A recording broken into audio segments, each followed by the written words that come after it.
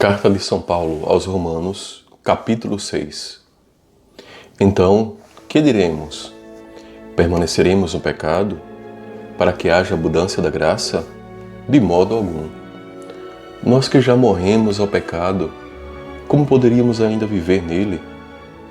Ou ignorais que todos os que fomos batizados em Jesus Cristo, fomos batizados na sua morte? Fomos, pois, sepultados com ele na sua morte pelo batismo, para que, como Cristo ressurgiu dos mortos pela glória do Pai, assim nós também vivamos uma vida nova. Se fomos feitos o mesmo ser com ele, por uma morte semelhante à sua, o seremos igualmente por uma comum ressurreição. Sabemos que o nosso velho homem foi crucificado com ele, para que seja reduzido à impotência o corpo outrora subjugado ao pecado, e já não sejamos escravos do pecado, pois quem morreu, libertado está do pecado.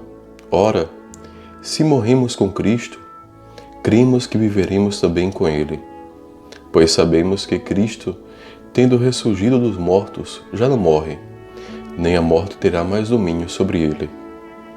Morto, ele foi uma vez por todas pelo pecado, porém, está vivo, continua vivo para Deus. Portanto, vós também considerai-vos mortos ao pecado, porém vivos para Deus, em Cristo Jesus. Não reine, pois, o pecado em vosso corpo mortal, de modo que obedeçais aos seus apetites, nem ofereçais os vossos membros ao pecado, como instrumentos do mal. Oferecei-vos a Deus como vivos, salvos da morte, para que os vossos membros sejam instrumentos do bem a seu serviço. O pecado já não vos dominará, porque agora não estáis sob a lei e sim sob a graça. Então, havemos de pecar pelo fato de não estarmos sob a lei, mas sob a graça? De modo algum. Não sabeis que quando vos ofereceis a alguém para lhe obedecer, sois escravo daquilo a quem obedeceis? Quer seja do pecado para a morte, quer da obediência para a justiça. Graças a Deus, porém, que depois de ter sido os escravos do pecado, obedecestes de coração à regra da doutrina na qual tendes sido instruídos. E libertados do pecado, vos tornastes servos da justiça. Vou-me servir de linguagem corrente entre os homens, por causa da fraqueza de vossa carne.